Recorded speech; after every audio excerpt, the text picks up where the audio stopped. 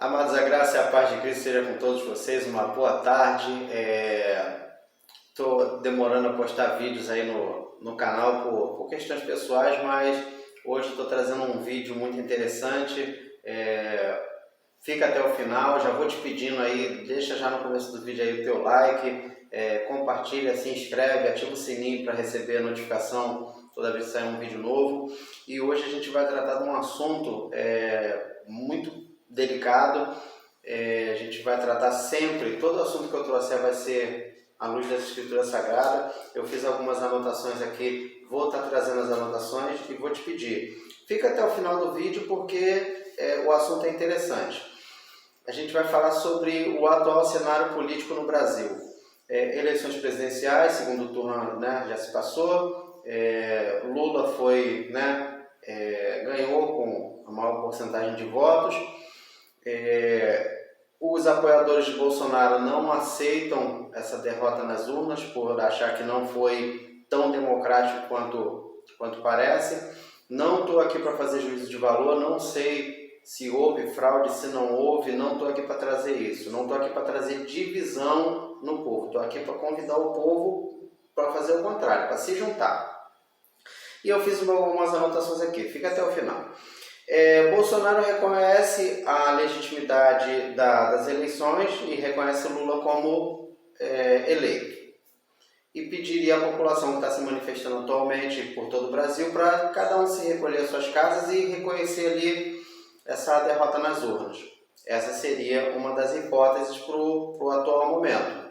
Embora ele tenha feito um pronunciamento ali que, se você pegar as nuances do pronunciamento, você percebe que não é bem dessa maneira. Mas seria uma boa hipótese e ele pedir que o pessoal, recolhesse as suas casas e aceitasse ali a derrota nas urnas. O povo poderia não aceitar e causar uma revolução, tá entendendo? Por não aceitar, por não achar legítimo a vitória do outro candidato. O que aconteceria? Se a população voltasse para casa, estaríamos tudo bem. Se a população permanecesse na rua contra esse pedido do atual presidente Bolsonaro e acontecesse uma revolução, haveria sim necessidade de uma intervenção militar, porque é a nível nacional. Mas aí deixa eu dar uma olhada no outro ponto. Segundo ponto, Bolsonaro não aceitando a legitimidade das eleições, ele poderia fazer o quê? Apoiar o povo que está fazendo a manifestação e isso ganharia uma proporção muito maior. Ele também poderia fazer uso do artigo 142, que seria o fechamento do STF e o fechamento do Congresso, entendeu? Seria um golpe, A gente sabe que houve o golpe militar, só que o Brasil da década de 60 não é o mesmo Brasil de hoje. A política, no Brasil e no mundo não é a mesma da década de 60. Muita coisa mudou de lá para cá, a gente vive num cenário completamente diferente, muita lei foi implementada, muita coisa a gente conquistou ao longo desses anos. E eu acho que não vale a pena a gente perder isso tudo por um momento atual. Então, o que aconteceria mediante esse golpe militar? Travaria toda a exportação. Quer dizer, o Brasil pararia de exportar para os outros países. Estados Unidos, entre outros, China, o Brasil exporta para todo lugar. O Brasil é a fazenda do mundo. Então, a gente produz para praticamente o mundo inteiro. E o que esse travamento da exportação poderia acarretar no nosso país? Muita gente não está pensando nisso. Poderia acarretar em guerra. Aí, não, mas o nosso problema é interno, é a questão política brasileira. Não, nosso problema não é interno. Quando você para de fornecer para outros países, você acaba atingindo a economia de outros países. A gente sabe que o Brasil hoje em dia ele está aliançado com a BRICS, quer dizer, que é a oposição à OTAN, quer dizer, a oposição aos Estados Unidos. Hoje nós não temos mais a mesma parceria que nós tínhamos com os Estados Unidos na época do Donald Trump, entendeu? Sabemos que Joe Biden é de esquerda, então o Brasil não tem mais essa aliança com os Estados Unidos. O Brasil é um fornecedor potencial aos Estados Unidos. Isso ia ferir os Estados Unidos, com certeza eles se voltariam contra nós para poder haver uma intervenção. A OTAN com certeza entraria no circuito. A OTAN, para falar a verdade, né, é os Estados Unidos, e muita gente vai acabar concordando comigo. Esse seria o possível cenário, nas duas hipóteses. Se ele aceitasse a derrota e pedisse à população que voltasse para casa, e a população voltasse, estaria tudo resolvido. Se a população não voltasse a pedido do presidente, ele teria que entrar com uma intervenção militar. Se ele entra com uma intervenção militar, ele impede a posse do candidato que venceu as eleições. Ele impediria que Lula tomasse posse. Seria bom? Alguns vão dizer que sim, outros dizer que não. Só que a gente não precisa entrar num cenário de guerra por conta disso. E aonde que entra essa questão política com as escrituras sagradas? Eu fiz um vídeo anterior e lancei no Facebook dizendo que a soberania de Deus, ela nunca deixou e nunca vai deixar de existir. Ele é soberano sobre toda a terra e céu, isso ontem, hoje e para sempre. Então eu vou estar trazendo 3 passagens bíblicas aqui para poder contrapor essa questão que está acontecendo atualmente no Brasil e convidar os cristãos que fazem apoio ao governo Bolsonaro. Não é proibido que se faça, não estou dizendo que você está errado em fazer esse apoio ao governo atual, mas te convidando a refletir com base nas escrituras, com base na sua fé, se você está tomando a melhor atitude, a melhor escolha. Haja vista que o mundo jaz no maligno. Então, eu acho que o crente ele tem que ter um pensamento diferenciado. O crente é o cara que tem que olhar a situação de fora. Ele não pode entrar no meio do conflito para fazer uma avaliação. Porque se você entrar no meio do conflito, você escolhe um lado. Então, o posicionamento do cristão é o olhar de fora. E a primeira passagem que eu quero trazer está lá em Isaías 46, no versículo 9 e 10, que diz assim, ó: Lembrai-vos das coisas passadas, desde a antiguidade, que eu sou Deus, e não há outro Deus, não há outro semelhante a mim. Ele já está declarando, não há outro nem que se pareça comigo. E no 10 ele diz assim, que anuncia o fim desde o princípio. Ele já no princípio já anunciava o fim. E desde a antiguidade as coisas que ainda não sucederam. No começo, quando eu anunciava o fim, e no princípio, né, e na antiguidade, as coisas que ainda iam suceder, as coisas que ainda iam acontecer. Que digo, o meu conselho será firme e farei toda a minha vontade. Tudo que acontece está sobre a vontade dele, nada foge à vontade do Criador. As pessoas costumam usar o termo permissão. Ele permite que aconteça? Sim, segundo a vontade dele. Então, não tem aquela coisa de que Deus vai olhar lá do céu e falar assim, não, eu não queria que isso acontecesse, mas eu vou permitir. Não, não é assim. Ele é soberano sobre toda a terra e céu. Então, tudo que acontece é sim sobre o governo e o controle do Altíssimo. E a outra passagem que eu quero trazer para vocês está lá em Romanos 9:19, que diz assim, ó: Dir-me-ás, então, por que se queixa ele ainda? Porquanto, quem resiste à sua vontade? Mas, ó homem, quem és tu que Deus replica? Porventura, as coisas formadas dirá ao que formou, por que me fizeste assim? Ou não tem o oleiro poder sobre o barro, para da mesma massa fazer um vaso para a honra e outro para a desonra? Aqui, a Escritura Sagrada declara o quê?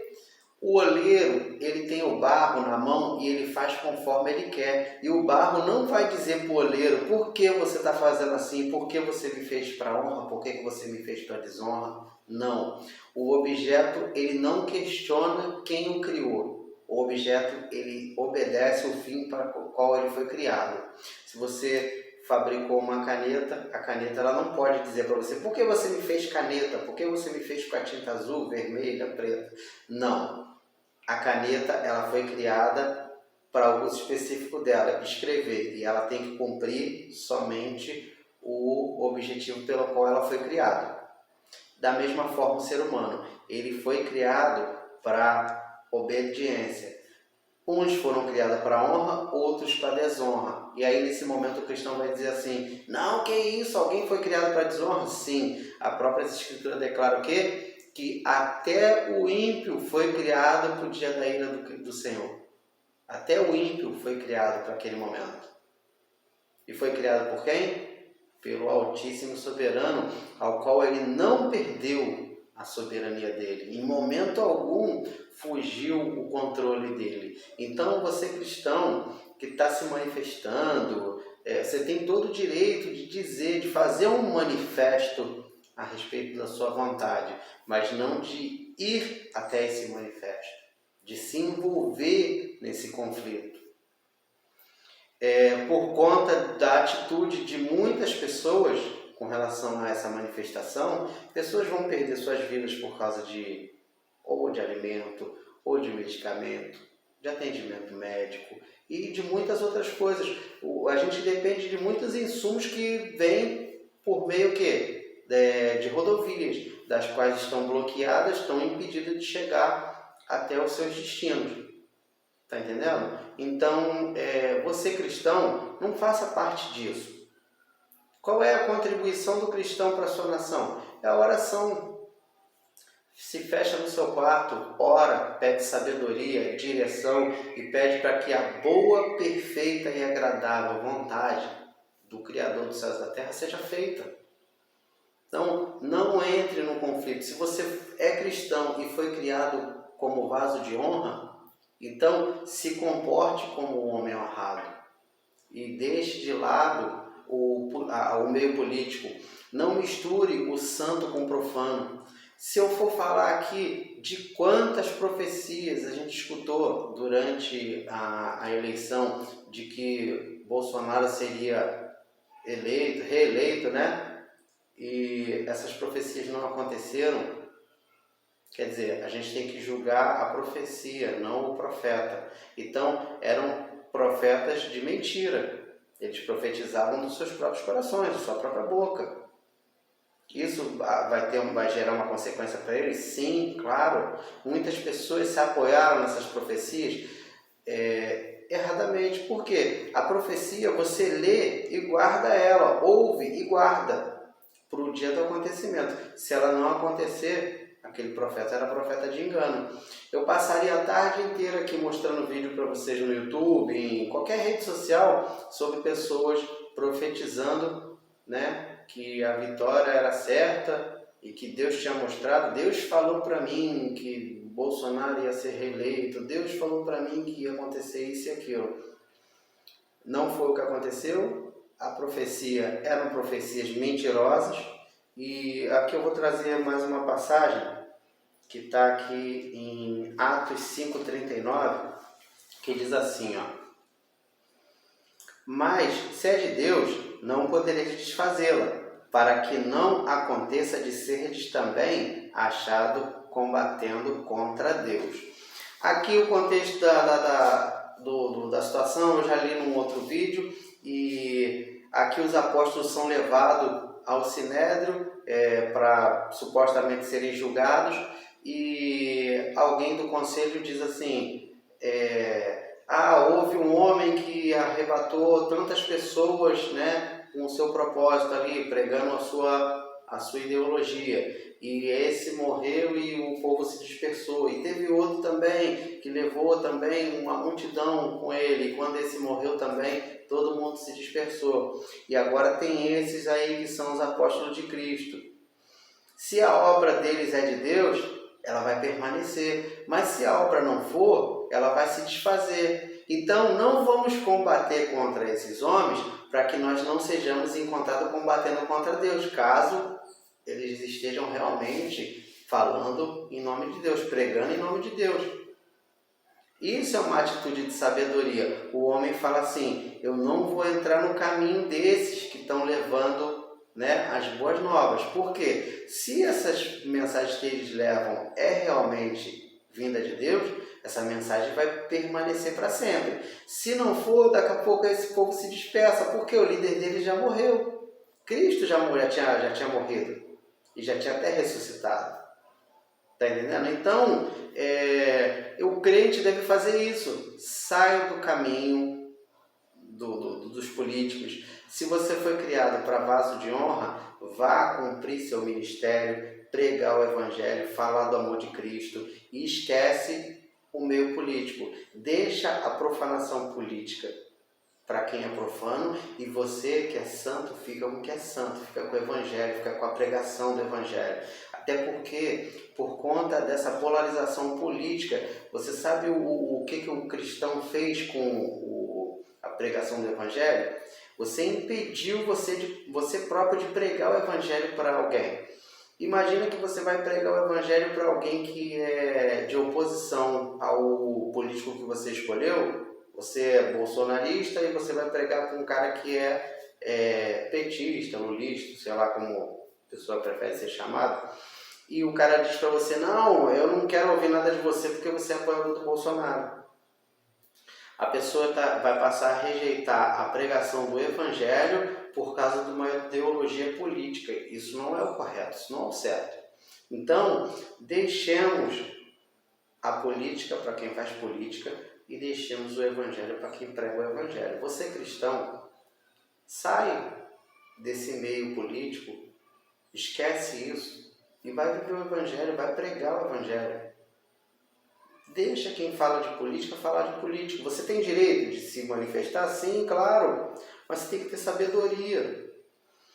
E é uma falta de sabedoria imensa você defender um político ferrenhamente.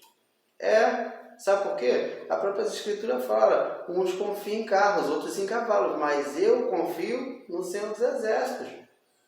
Se hoje se levantasse o anticristo para governar o mundo, ele governaria, porque o mundo já no poder do maligno. E você não poderia fazer nada, você poderia arrebatar o restante do mundo inteiro em prol da sua causa, que não ia impedir que o anticristo viesse a governar. E em Apocalipse diz que os santos, que os crentes, os cristãos foram vencidos pelo anticristo. Aí tem agora a gente falando, que isso, irmão? Sim, se você não lê Bíblia, vai ler Bíblia. O anticristo vence os santos, vence os crentes, os cristãos. E quem é que vence o anticristo? O Cordeiro. Cristo, que é o Cordeiro Santo do Altíssimo, é quem vence ele.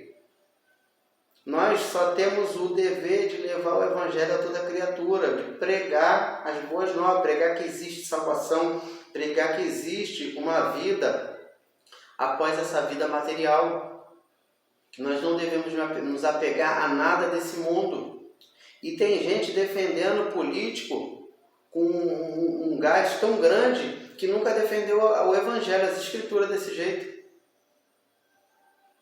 Por que esse monte de crente não se manifestou com esse calor todo, com essa força toda, quando fizeram aquele desfile político que ali onde estavam simulando que o diabo vencia Cristo? Ali sim era uma batalha espiritual da qual o crente poderia ter uma manifestação agressiva. Quando o movimento LGBT vai para a rua se manifestar e pega crucifixo e fala que Cristo era gay, fala que isso, fala que aquilo, essa sim é a hora do cristão se reunir em massa e se manifestar contra as pessoas que vão contra o Evangelho, contra as pessoas que tentam difamar o Evangelho de Cristo. Essa é a hora do cristão se manifestar. Não é na hora que uma eleição, não, eu quero o político A, eu quero o político B. Meu amigo, no meio político você precisa, em alguns momentos, abandonar o seu bom conceito para ceder ao sistema. E quando você cede ao sistema, você entra em pecado. Então, todo homem envolvido no meio político, ou ele vai entrar ali e vai ser corrompido porque o homem é corruptível, ou ele vai ser expulso do sistema político. Então, não misturar política com o Evangelho. Não vou falar religião não, porque o Evangelho de Cristo não é religião. Não é religião. O Evangelho de Cristo é a palavra do Altíssimo, é a regra de fé do cristão. Então, você cristão, meu conselho para o dia de hoje se você faz parte da manifestação e você resolveu batalhar ferreamente contra a esquerda, a favor da direita, sai desse negócio. Sai desse negócio que você está perdendo o seu tempo. Tudo vai acontecer segundo a vontade do Altíssimo. Se assim Ele quer que o político A assuma a presidência, ele vai assumir.